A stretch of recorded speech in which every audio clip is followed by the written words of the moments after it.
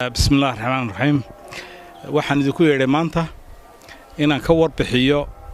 dhulka ay abaaru ka jiraan dadka dhibaataysan dhibaatada badan haysato abaar ee barakacay arigii iyo dadkii iyo xoolihii majabtadii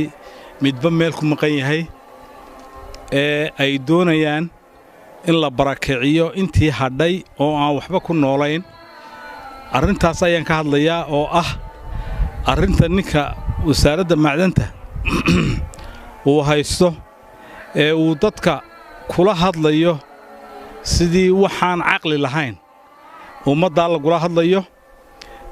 waxaad ogtihiin sool in diyaaradihii iyo saanadii kale gaadiidka ahaa sida cagafyada oo kale dhibaatada dadka u geysteen iyo siday uga hortageen dadku ay runtii arrintaa iyada u diideen markay arkeen dhibaatadeedii sida gobolka Togdheer oo kale dadweynihii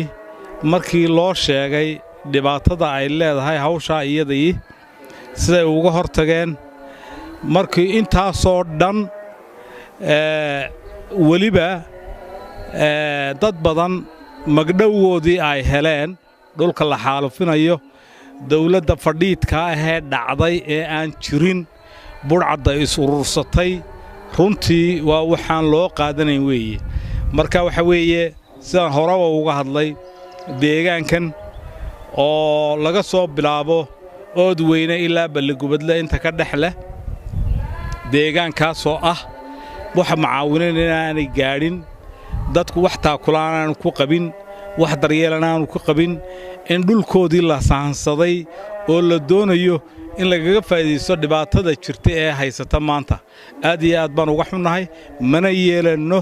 cidda ay hor socotana waxaanu leenahay ku dhimanina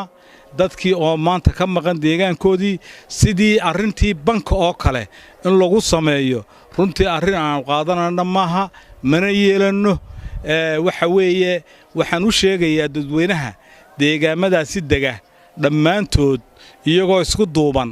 inay ka hortagaan dhulkooda la nabaad guurinayo la xaalufinayo xaqdarrada la doonayo in lagu maamulo la doonayo waxay u quuri waayeen deegaanada intaa leeg aan soo sheegay waxay u geeyeen waxaan 500 oo kiish ahayn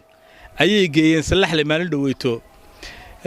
yani waa la yaabay dadkii baa la yaabo yiri waxaan markuu qaybsami waayay intii yareeyay joogtay ayaa boobtay wixii yareeyay tagina waxa soo kalena waxa weeyaan waa wax laga xishoodo deegaanka waxaan leeyahay cidda wada hawsha waqtigiina wuu dhamaaday tii barbara ogtihiin dekadii iyo meeshii airportka ay yiraahdeen waxaanu siinaa imaaraadka carabta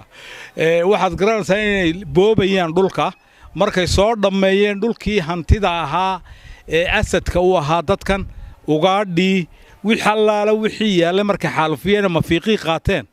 ayaa waxay doonayeen reeb miyigii abaartaas ugu darsantay inay dhibaateeyaan yeeli mayno mana aqbalayno dadkana waxaan leeyahay dadweynaha waa inay ka kacaan oo arrintaa diidaan oo si cad